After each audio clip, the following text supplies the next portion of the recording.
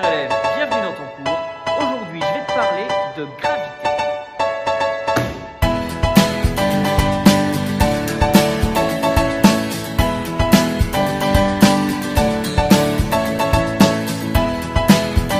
Nous sommes toujours dans le chapitre 3 sur les mouvements et après avoir parlé des référentiels, des forces et du principe d'inertie, parlons enfin de gravitation.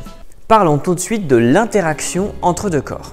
Ce qu'il faut comprendre, c'est que la propriété qui fait que deux corps vont exercer une force gravitationnelle l'un envers l'autre, c'est leur masse. Ainsi, deux corps qui ont une masse vont exercer l'un sur l'autre une force attractive gravitationnelle. Son expression est la suivante. Elle est assez simple à comprendre, elle est universelle puisque cette force dépend de la masse de chacun des deux objets et aussi de la distance qui les relie. Finalement, ce que l'on observe, c'est que plus les objets ont une masse importante, plus cette force va être importante aussi.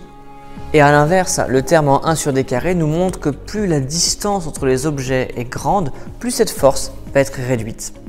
Attention, lorsque l'on parle d'interaction gravitationnelle, on parle bien d'interaction. Ça veut dire qu'un objet exerce une force gravitationnelle sur l'autre et l'autre exerce réciproquement la même force. Il faut donc comprendre que si la Terre exerce une force gravitationnelle sur une souris par exemple, avec une certaine intensité, alors la souris exerce exactement la même force sur la Terre. Mais on verra bien que ce n'est pas parce que les forces sont égales que les deux vont bouger de la même façon. Voyons maintenant plus précisément ce qu'est la pesanteur. Si on prend un objet dans le référentiel terrestre qui est lâché, alors il va avoir une trajectoire rectiligne dirigée vers le bas, vers le sol et uniformément accélérée. Ce mouvement existe à cause du poids de cet objet, le poids P égale mg comme on l'a appris précédemment. Finalement, quelle est la définition du poids? Le poids, c'est tout simplement la force gravitationnelle exercée par la Terre sur un objet lorsqu'il est à sa surface. Si maintenant j'écris l'expression de cette force gravitationnelle, je vais donc avoir force de Terre sur objet qui est égale à G, la constante gravitationnelle universelle, multiplié par la masse de la Terre fois la masse de l'objet, le tout divisé par le rayon de la Terre au carré. Ci-dessous, j'écris l'expression du poids d'un objet. Je vais avoir P est égal à M fois G. On peut se poser la question, dans la première expression, qu'est-ce qui est constant? Lorsqu'on est à la surface de la Terre, la constante de gravitation est constante, ça c'est sûr.